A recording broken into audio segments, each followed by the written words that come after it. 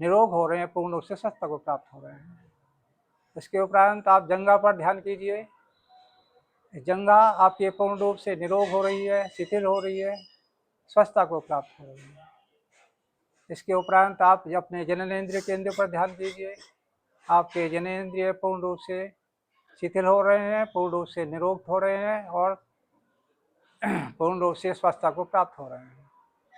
उसके उपरांत आप मूलाधार चक्र पर ध्यान कीजिए। आपका मूलाधार चक्र पूर्ण रूप से शिथिल हो रहा है, पूर्ण रूप से निरोग और स्वस्थता को प्राप्त हो रहा है। उसके उपरांत आप अपने ये स्वादिष्टान केंद्र है, इस पर ध्यान कीजिए। आपका स्वादिष्टान केंद्र पूर्ण रूप से निरोग हो रहा है, स्वस्थ हो रहा है। इसके उपरांत आप अपने नाभि केंद्र पर आइए।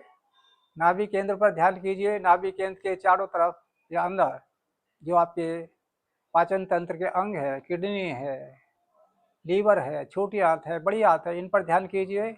यदि इनमें कोई विकार है तो वो भी शिथिल हो रहा है और पूर्ण रूप से निरोगता को प्राप्त हो रहा है। उसके बाद आप अनाहत केंद्र पर ध्यान कीजिए। आपका अनाहत केंद्र पर यदि कोई विकार है तो ध्यान करने से वो विकार दूर हो रहा है और आपका हृदय पूर्ण रूप से निरोगता को प्राप्त हो रहा है। इसके उपरांत आप अपने फेफड़ों पर ध्यान कीजिए। यदि आप फेफड़ों पर ध्यान करेंगे तो फेफड़े आपके पूर्ण रूप से तनाव से मुक्त हो रहे हैं, शिथिल हो रहे हैं, पूर्ण रूप से स्वस्थता को प्राप्त हो रहे हैं। इसके उपरांत आप अनाहत केंद्र पर आइए। विशुद्धाग्नि चक्र पर, विशुद्धाग्नि चक्र पर आइए। तो विशुद्धाग्नि चक्र पर आप ध्यान करेंगे। आपका विशुद्धाग्नि चक्र पूर्ण रूप से शिथिल हो रहा है, पूर्ण रूप से निरोगता और स्वास्थ्य को प्राप्त हो रहा है। इसके उपरांत आप अपने कंधों पर ध्यान दीजिए। कंधे आपके पूर्ण रूप से शिथिल हो रहे हैं, पूर्ण रूप से निरोग और स्वस्थता को प्राप्त हो रहे हैं। इसके उपरांत आप अपने कंधों के और इसके बीच ये बोलते हैं इनको बाजू, ये पूर्ण रूप से शिथिलता को प्राप्त हो रही है और निरोगता को प्राप्त हुए पूर्ण स्वस्थ हो रहे हैं। इसके बाद आपकी कोहनी, हाथ की हथेली, उंगलियां, ये उन पर ध्यान कीजिए। आप इस पर चित्त को दौड़ाइए। आप पूर्ण रूप से आपके हाथ, उंगलियां और ये कलाई पूर्ण रूप से निरोगता को प्राप्त हो रही है, शिथिल हो रही है। इसके उपरांत आप अपने चेहरे पर ध्यान कीजिए। आपका चेहरा पूर्ण रूप से शिथिल हो रहा है, तनाव से मुक्त हो रहा है, तेज को प्राप्त हो रहा है। अपने नासिका, अपने कर्ण, अपने चक्षु, अपने आज्ञा चक्र पर ध्यान कीजिए। ये पूर्ण रूप से शिथिल हो रहे हैं, पूर्ण रूप से निरोगता को प्राप्त हो रहे हैं। इस प्रकार फिर आप अपने सहस्त्रार चक्र पर आइए। आपका सहस्त्रार चक्र पूर्ण रूप से शिथिल हो रहा है, पूर्ण रूप से निरोगता को प्राप्त हो रहा है, शिथिलता को प्राप्त हो रहा है।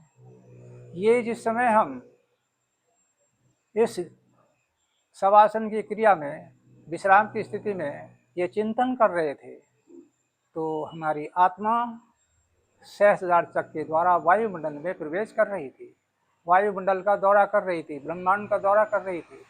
अब जैसे ही अब इस समय आपकी चेतना बाहर है, चित्त बाहर है।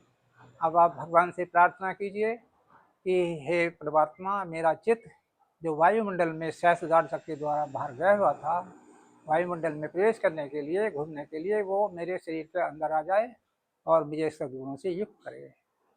शांत।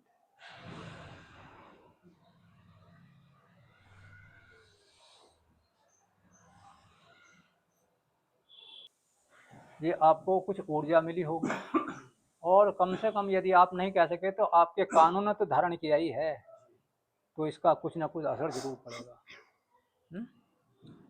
अब आपको, हाँ देखिए, अब आप ऐसे हो जाइए, लाइन बना लीजिए जो हमारे वो करने का। ओम।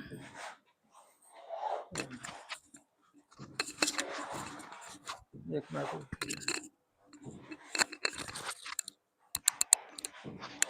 ऐसा करो ना, दो दो तीन तीन करके ऐसे बैठ जाओ, दो इधर बैठ जाओ,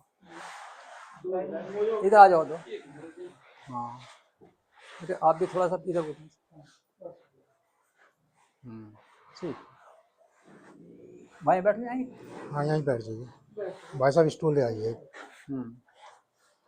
भैया थोड़े से और इधर को जाओ, गजेंद्र वो तेजपाल से एक स्टूल ले आओ। आप थोड़े इधर को, बस आओ डॉक्टर साहब आ जाओ। आप इनको थोड़ा सा वो इंट्रोड्यूस कर दो जरा। नहीं अभी स्टूल लगा, ये लगाने स्टूल लगा। अच्छा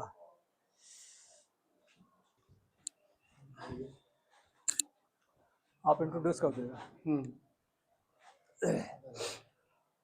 इधर को आ जाओ, यहाँ और थोड़ा सा इधर को आ जाओ, आप इधर को आप इंट्रोड्यूस करो बेटे, थोड़ा सा और सीधी और थोड़ा सांस लगा कर बैठो आप, बस बस। आज श्रीमान डॉक्टर चंद्रमोहन जी हमारे सत्संग के मानव स्थान सेवा पर आश्रम लोक मानव परलोक सेवा योग आश्रम परलोक के सेवा आश्रम परलोक शिविर में पधारे हैं और श्रीमान ओम प्रकाश चौहान जी अपना वक्तव्य प्रस्तुत करेंगे। आप हमें योग कराते हैं और आपके द्वारा जो प्रवचन दिया जाता है उससे अनेक लोग लाभान्वित हो रहे हैं, रोग मुक्त हो रहे हैं।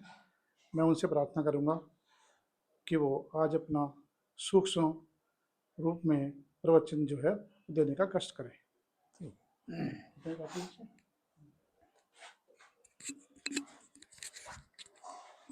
ध्यान के बारे में तो मैंने पहले बता दिया था। अब आगे कोई नया वो विषय उसके बारे में बताइएगा, जो भी कोई नया आप उचित समझे उसके बारे में बताइएगा। देखिए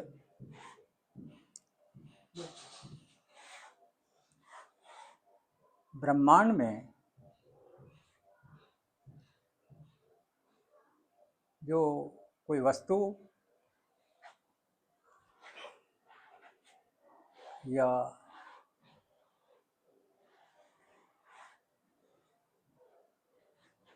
वचन पदार्थ वो कभी नष्ट नहीं होता। ये तीन चीज बताई हैं। तो इसके लिए ये जब नष्ट नहीं होता तो हम जो अपनी तरंगे या अपने विचार प्रेषित करते हैं तो वो विचार और वो प्रेषित वो हमारे हमको ही लौट करके आते हैं। और उसमें ये बताया गया है, मैं थोड़ा सा इसकी गाइडेंस है। एक माइक और लगा देता हूँ मैं आपको, आवाज़ और ज़्यादा क्लियर आएगी।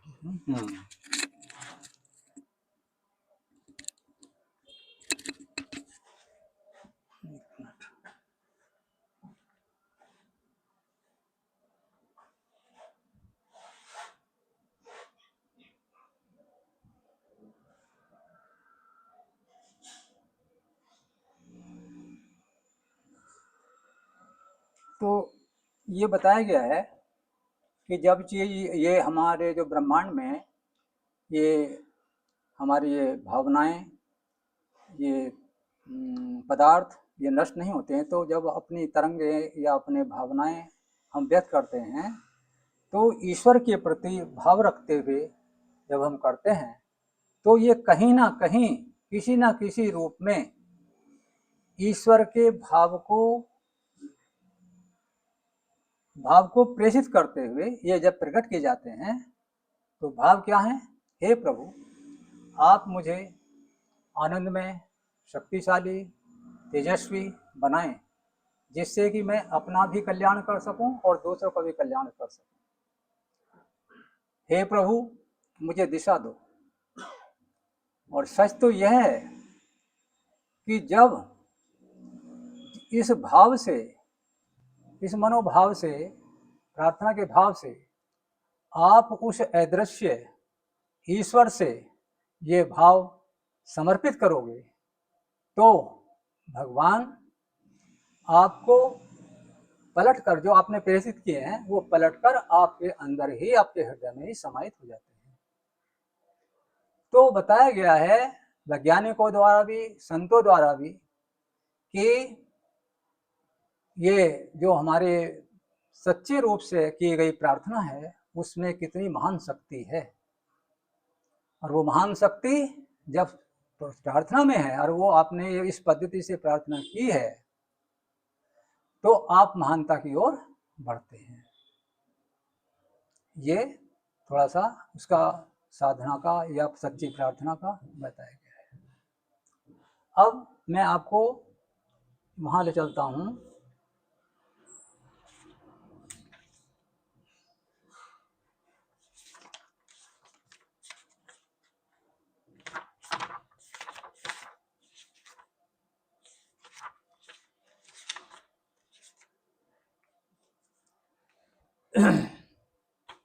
बंधन और मोक्ष के बारे में मैं आपको बताता हूँ कि बंधन और मोक्ष क्या है, इसके बारे में थोड़ा प्रकाश डालूंगा। दो शब्द हैं, एक बंधन और एक मोक्ष। अक्सर लोग ये सोचते हैं कि मृत्यु के बाद ही इस शरीर के बंधन से मुक्ति मिलती है और मुक्ति के बाद हमको मोक्ष मिलता है। तो यह धारणा मिथ्या है।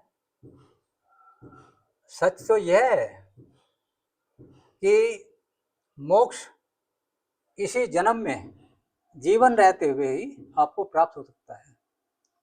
भगवान श्री कृष्ण अर्जुन से कह रहे हैं कि जब मनुष्य जो कार्य करता है उन कर्मों को करते हुए मुझ परम सत्ता को, मतलब परम सत्ता को या मुझको, मतलब भगवान से मतलब है, को अर्पण करने का पुरुषार्थ करता है तो वो इसी जन्म में मोक्ष को प्राप्त कर लेता है। लेकिन इस जो पुरुषार्थ आपने किया है, जो कार्य किए हैं मोक्ष के लिए, उनको करने में कुछ बंधन या कुछ बाधाएं आती हैं। उन बंधनों को काटना या दूर करना मोक्ष प्राप्ति के लिए जरूरी है। वो बंधन वो क्या है? मोह, लोभ और स्वार्थ और अहंकार। ये तीन चार ऐसी हैं, ये ही हमको मोक्ष को प्राप्त करने में हमें अवरोध उत्पन्न करती हैं। और सीधी सीधी एक बात और ये भी है कि मोक्ष क्या है? दुष्प्रवृत्ति जो हैं, जो अभी मैंने बताई, लोभ, मोह, स्वार्थ, अहंकार, क्रोध, इन दुष्प्रवृत्तियों से छुटकारा पाना ही मोक्ष है, मुक्ति मोक्ष है।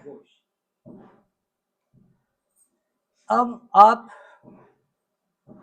ये बताते हैं कि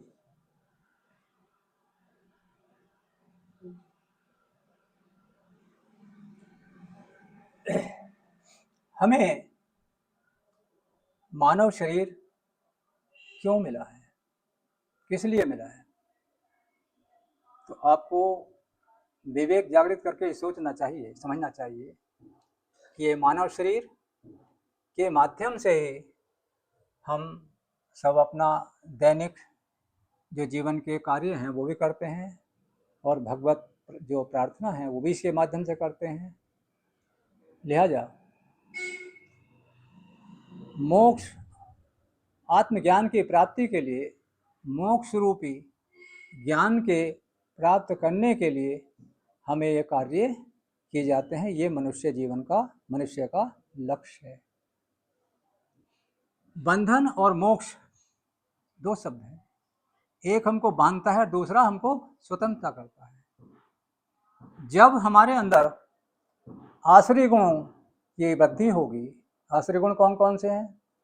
घमंड, घमंड, क्रोध, अहंकार, ये हमारे आश्रय गुण हैं। तो हमारे जब अंदर ये आश्रय गुण बढ़ेंगे तो हम बंधन को प्राप्त होंगे, हमारे अंदर दोष बढ़ेंगे।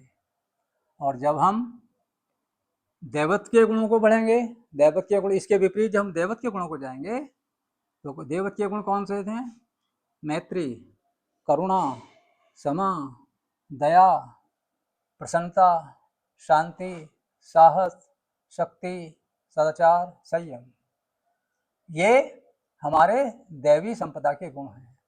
जब ये दैवी संपदा के गुण के अंदर आपके अंदर वृद्धि होगी, तब आप जो हैं मोक्ष की प्राप्ति के लिए, या आपका अंतःकरण शुद्ध होगा, मोक्ष की प्राप्ति के लिए आप तैयार हो जाएंगे। तो लेकिन यह भी बताया गया है कि भाई मोक्ष प्राप्त तो करना ही है, लेकिन यह जो हमें काम करने हैं वो ऐसा काम करना चाहिए जो हमें हितकारी हो, अपने हित में हो, समाज के हित में हो। तो इसके लिए यह भी बताया गया कि मोक्ष के लिए मेन चीज़ 3 बताई गई हैं, और ख़ास तौर से आदमी या मनुष्य जब मनुष्य जीवन के अंतिम स्टेज पर आता है, वृद्धावस्था में, तभी वो जो है इस बारे में सोचता कि मोक्ष को प्राप्त कर लें। तो उस समय उसकी वाणी जो है वो अनावश्यक रूप से भी वो बोलता रहे, तो जब आदमी बोलेगा ज़्यादा तो उससे कुछ बात गलत भी निकलेंगी, और जब गलत निकलेंगे तो आपका विरोधाभास भी होगा। जब विरोधाभास होगा तो आपके मन में क्रोध भी आएगा।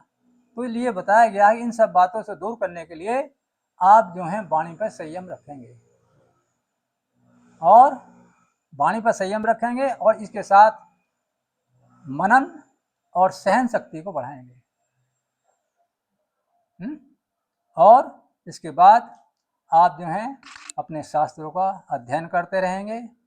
दूसरे साथ साथ ये भी बताया गया है कि मनुष्य जीवन में आपको जब इन क्रियाओं को करेंगे तो आपको जीते जी ही मोक्ष की प्राप्ति हो जाएगी, और आप जो भी कार्य करेंगे उसमें ये बताया गया खास तौर से, जो भी कार्य करेंगे उसमें काम क्रोध ये नहीं होना चाहिए।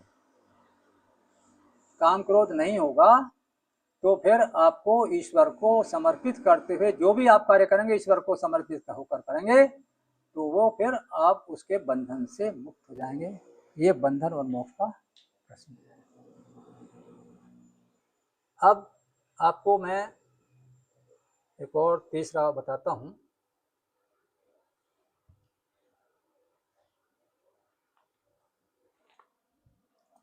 हाँ, 2 चीज बताता हूँ आपको मैं।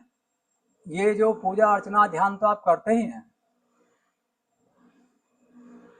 सुबह के समय जिस टाइम आप पूजा करते हैं उस समय, और जिस समय रात को सोते समय है उस समय, और एक उस समय जिस टाइम आप रात को निद्रा में उठते हैं उस समय आपको जो चिंतन मैं बताऊंगा वो चिंतन ऐसा है सिर्फ 2 मिनट का। वो चिंतन आप यदि श्रद्धा पूर्वक करेंगे तो आप जो दिन भर आपने पूजा अर्चना की है, आपने आरती की है, उससे कई गुना लाभ उसको मिलेगा केवल उस चिंतन से। ब्रह्म मुहूर्त में भगवान कृष्ण भी इसको करते थे इसी टाइप से। पहले आप बैठ गए, आपने 3-4 सांस 5 लंबे सांस लिए, ऑक्सीजन को भरा, और उसके बाद 2 मिनट के लिए आप शांत होकर के बैठ जाइए। और फिर क्या करना है आपको, सुख के दुख के ये चिंतन करना है। अभी आप तो ध्यान नहीं करोगे, लेकिन मैं आप बता दूंगा। सुख के दुख के जीवन मृत्यु के जानने वाले मेरे आत्मदेव हैं, मैं उनके सत्यचित आनंद के माधुर्य सुहाव में शांत हो रहा हूँ। ये माया वशिष्ठन मेरा नहीं है, माया और माया के खेल मुझ चैतन्य से प्रकाशित हैं। वो चैतन्य मैं हूँ, सो हम सो हम सो हम। अब इस प्रकार से हम करके थे कुछ देर 5 मिनट इसी अवस्था में आप इसी भाव में बैठे रहिए। 5 मिनट ये बैठे रहिए, और बैठने के बाद आप जो हैं तब आप उठिए। उठने के बाद में सबसे पहले यदि आपके माता पिता हैं तो आप उनके चरण लीजिए, माता पिता के चरण नहीं है तो गुरु हैं उनके चरण लीजिए, और यदि कोई नहीं है तो जो कोई भी आपको वृद्धावस्था में वाला मिल जाए उसको आप जरूर चरण स्पर्श कर ले, उसकी आत्माओं का आशीर्वाद लीजिए। इसके उपरांत ये मैं आपको आज दिनचर्या से बता रहा हूँ कि दिनचर्या एक साधक की कैसी होनी चाहिए। इसके उपरांत आप जो हैं 1 गिलास गुनगुना पानी लीजिए, गुनगुना, तेज गर्म, उसका ठंडकपन मान लीजिए। क्योंकि यदि आप सादा पानी पियोगे तो आपकी जो अग्नि है वो शांत होगी, और अग्नि को हमें बढ़ाना है। जो अग्नि शांत हो जाती है जब तो लोगों के पाचन तंत्र खराब हो जाते हैं। तो आप उस पानी को, ये नहीं कि आपने लिया और एकदम गड़ाक देने पी गए, आप शिप करके पीजिए। क्योंकि इसके अंदर ये हमारा जो मुंह है, पूरी रात जो हमने मुंह सोए हैं मुंह बंद करके, ये अमृत है इसके अंदर। इससे पहले मैं एक बात और बताना चाह रहा था कि आप उठें और उठने के बाद मुंह को बंद रखें और आंखों को खोलिए, और जो आप पानी रात को बासी रखा है उसकी आंख खोलिए, झपके मारिए ऐसे, ये झपके मारिए, ऐसे मल के पहले झपके मारिए, आंखों की धुलाई होगी। उसके बाद आप क्या करेंगे, ये कन की उंगली सबसे बारीक होती है, ये उस लार में डिप करिए, और जैसे आप ये सलाई सुरमा डालते हैं ऐसा लगाइए, पहले ऊपर और फिर नीचे, फिर डिप करिए, फिर तो आपकी आंखों के निरोगता आएगी, इसमें रोशनी आपकी इससे बढ़ेगी। ये कुदरती, आध्यात्मिक या प्राकृतिक चिकित्सा है आंखों की। इसके उपरांत आपने ये काम कर लिया, आप सोच को जाइए। भारी, ये भारी आपकी शरीर की सफाई है। आपने, हम जो ये पता है आपको कि स्नान क्यों करते हैं? जब हम रात को सोते हैं तो हमारे शरीर के अंदर से पसीना भी निकलता है और बॉडी का जो टेम्परेचर है वो भी बढ़ जाता है। उस टेम्परेचर को मेंटेन करने के लिए, शरीर को शीतलता देने के, और अपने अंदर जो हमारे ये पसीने के द्वारा हमारे छिद्र बंद हुए हैं उनको मल मल के आप नहाइए। ये हमारा शरीर बाह्य रूप से शुद्ध हो गया, और आंतरिक रूप से शुद्ध करने के लिए, अंतःकरण को शुद्ध करने के लिए वो भी जरूरी है। ऐसा दोनों चीज की सफाई होनी चाहिए, बाह्य भी और आंतरिक भी। तो बाह्य जो शुद्धि हो गई वो तो आपने पहले सोच गए और क्या नाम टॉयलेट चले गए, और फिर आपने गंगा स्नान, वो अपना स्नान कर लिया, ये तो बाह्य हो गई, फिर कपड़े पहन लिए आपने। और अंतःकरण की शुद्धि के लिए बताया गया कि आप गुरु के सानिध्य में जाइए, उसकी सुमरन, सेवा, विश्वास, श्रद्धा उस पर रखिए। उसके चरणों में सभी संपदाएं हैं, सभी गुण हैं, केवल आवश्यकता है आपके विश्वास की, आज्ञा के पालन करने की। ये हो गया आपका अंतःकरण का शुद्धिकरण का मंत्र। ये तो आध्यात्मिक हो गया, लेकिन आप जो हैं इसको अंतःकरण की शुद्धि के लिए आप ध्यान, उपासना ये करोगे तो आपके अंदर जो विक्षेप हैं वो दूर होंगे। ये आंतरिक मतलब शुद्धिकरण होगा। जब अंतःकरण शुद्ध होगा तो आपका आत्मज्ञान को प्राप्त करने का रास्ता सरल हो जाएगा। दूसरे, अंतःकरण की मलिनता जब होगी तो आपके अंदर दोष पैदा होगी, और अंतःकरण के अंदर यदि प्रसन्नता होगी तो आपके अंदर सद्गुण बढ़ेंगे। तो हम सद्गुण को बढ़ाने के लिए प्रसन्नचित्त रहना हमें जरूरी है। तीसरे, अंतःकरण की शुद्धि के लिए ये बताया गया है कि आप दूसरों को सुख देने के लिए अपनी प्रवृत्ति बनाएं, अपनी आदत दूसरों को सुख देने के लिए बनाएं, और अपनी यथाशक्ति अनुसार उनको, जो तुम्हारे पड़ोसी, तुम्हारे परिवार, तुम्हारे समाज वाले, उनको सुख दीजिए। और दूसरों के, अपने अलावा जो भी तुम्हारे समाज के, परिवार के हैं, उनके अंदर जो दुख है, यदि यथाशक्ति अनुसार उनके दुख में भी निवारण के लिए सहयोग कीजिए। है, ये हो गया। अब उसके बाद आप जो है स्नान कर लिए। स्नान करने के बाद आप जो है फिर गुरु के चित्र के सामने बैठ करके आपने, आप अभी कब से जुड़े हुए हैं आप लोग? हैं? ठीक है। तो पहले आप अपना 8-10 श्वास लंबे लीजिए, उससे हमारे जो नाड़ी शोधन हो जाएगा। उसके नाड़ी शोधन के बाद फिर आप अपना आरती कर लीजिए। आरती करने के बाद गुरु वंदना कर लीजिए। फिर आपके जो भी और वो है प्रार्थना के मंत्र हैं या प्रार्थना की और जो भी हैं वो कर लीजिए।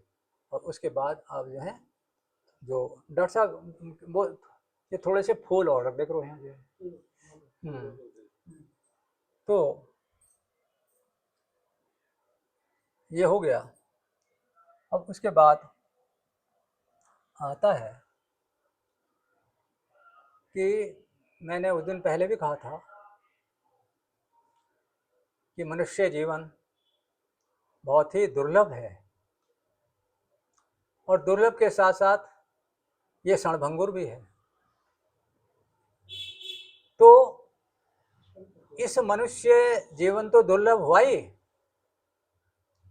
लेकिन ये बताया गया है कि इस शरीर पर किसी भगवान के परम शिष्य संत को कि यदि आप उस आपके शरीर पर वो दृष्टि पड़ जाए तो वो और भी दुर्लभ है। तो आपको तो वो भी व्यवस्था सब आपके सम्मुख मौजूद है। आप मनुष्य शरीर में हैं और इनकी दृष्टि आपके शरीर पर पड़ रही है। वो काम भी पूरा हो गया। अब ये बताया गया है कि इस मनुष्य योनि का मतलब यही नहीं है कि संसार में आए हम और भौतिक संसाधनों को पूरा किया और फिर जब अंत समय आया तो फिर हम 84 लाख योनि में भोगने के लिए चले गए। वो क्यों? क्योंकि आपने अपने बचपन में या युवावस्था में कभी मोक्ष प्राप्ति का कोई प्रयत्न नहीं किया, जबकि आपका जो है परम लक्ष्य है मनुष्य का कि वो मोक्ष की प्राप्ति करे, मोक्ष को अनुभव करे। ये कोई स्टैच्यू नहीं है मोक्ष, ये तो एक अनुभव करना है। तो जो जिज्ञासु या परम शिष्य परम भक्त होते हैं वे बुढ़ापे की इंतजार नहीं करते। वे बचपन से ही अपने साधना उसके पूजा अर्चना के साधना से अनुष्ठान करके और अपने विकारों को नष्ट करके तत्व ज्ञान को प्राप्त कर लेते हैं। ये परम साधकों का लक्ष्य है। दूसरे ये बताया गया है कि मनुष्य जीवन में ईश्वर की शरण जाना जीवन की एकमात्र सफलता। तुम्हारी तबीयत सही हुई नहीं है? बताओ अभी हैं? अभी नहीं हुई? यहाँ हो जाओ।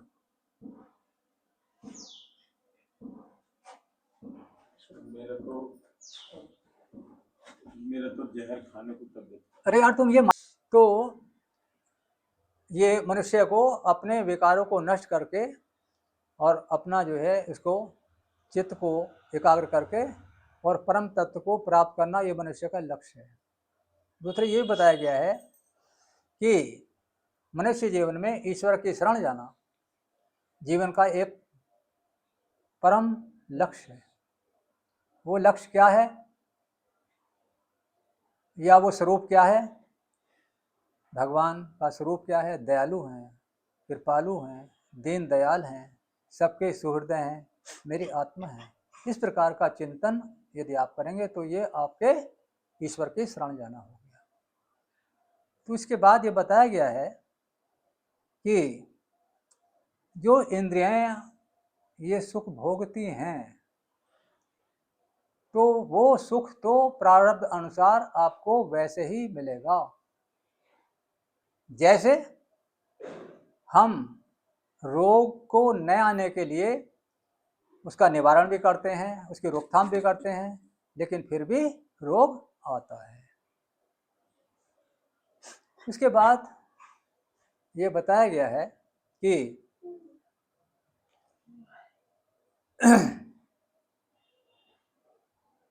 ये मनुष्य जीवन दुर्लभ तो खैर है ही, तो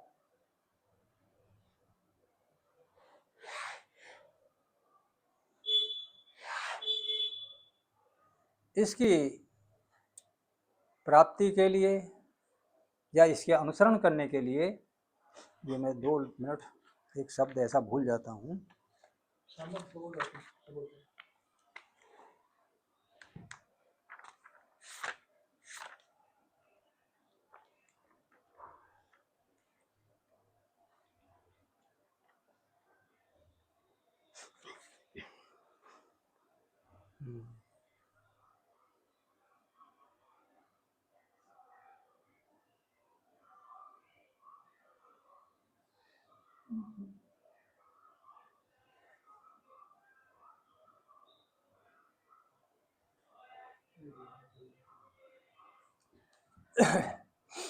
सांसारिक सुख भोगने के उद्देश्य से हमको प्रयत्न नहीं करना चाहिए, क्योंकि जो चीज़ हमको स्वयं मिलने वाली है उसके लिए प्रयत्न करना हमारी आयु और शक्ति को क्षीण करना है। ये तो हमें वैसे ही मिलकर रहेगी। और साथ साथ इसके ये भी बताया गया है कि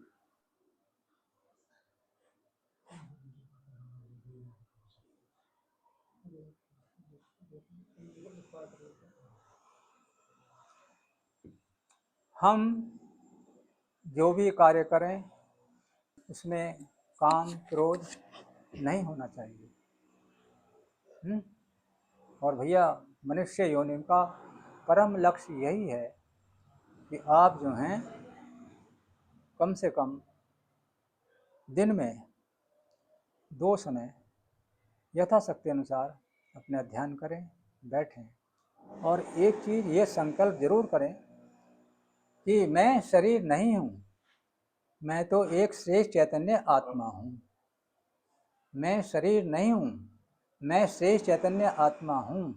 आप शरीर नहीं हैं। इस शरीर को आप यदि मैं मानेंगे तो आपको ये शरीर के अंदर निर्वासना नहीं आएगी। बताया गया है कि जो मनुष्य किसी वस्तु को अपने नहीं मानता है तो उसको बोलते हैं त्याग। और जब वो इस चीज़ को अपना नहीं मानता, त्याग को करता है, तो उसके अंदर वो आती है निर्वासना। एक ऐसी मतलब शक्ति आती है को उसको जो है वो त्याग की भावना से मतलब जोड़ा गया है।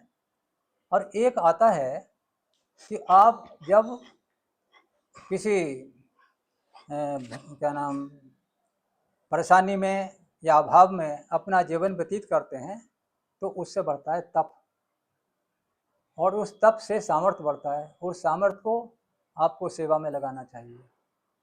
इसके साथ साथ ये भी बताया गया है कि आप अपने शरीर को शरीर न माने, तो शरीर को जब शरीर नहीं मानेंगे तो हमारे अंदर इसके निर्वासना की शक्ति आएगी, और जब निर्वासना की शक्ति आएगी, हम शरीर को शरीर नहीं मानेंगे, तो हम उस परम तत्व को प्राप्त करने में रास्ता हमको मिलेगा।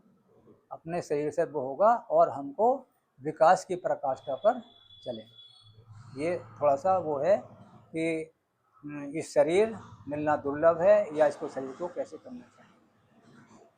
अब डॉक्टर साहब आप बताओ अपना। हाँ, आपको प्रश्न था।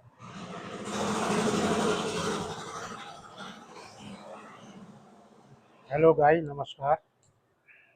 हमारा मेडिटेशन के लिए यह प्रयास आपको कैसा लगा और हमारे गुरुजी का व्याख्यान आपको कैसा लगा, कमेंट करके बताएं। हमारे चैनल पर आप यदि नए हैं तो इसे सब्सक्राइब करें और लाइक करें। जय हिंद, जय भारत।